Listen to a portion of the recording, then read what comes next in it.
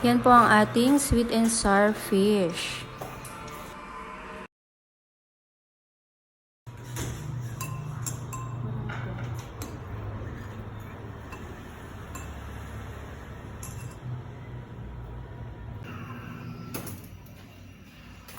Ayan guys, good morning. Ang lulutuin natin ngayon ay sweet and sour fish, tilapia.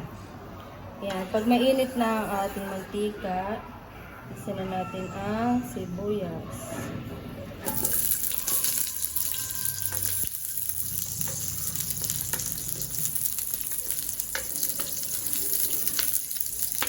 Ang carrots.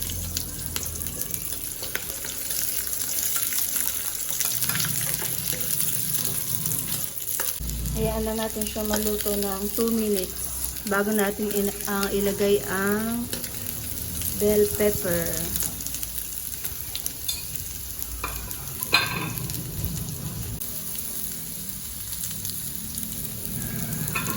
Ayan guys, sunod na natin ang bell pepper.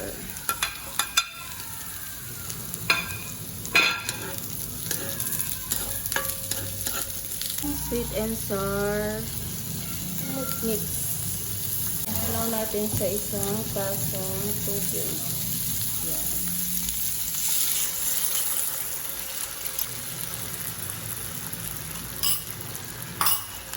Kung gusto niyo na mas matamis pa, pwede niyo dagdagan ng asukal. Depende kung gaano tamis ang gusto niyo.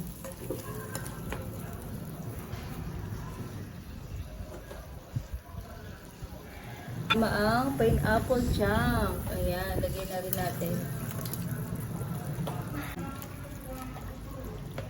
Hintayin lang natin siya lumapot. Ayan. Ayan guys, kapag alam na natin na malapot ito, lagay na natin ang ating fried tilapia. Ayan. Ayan guys. Tapos lang natin siya. Yun.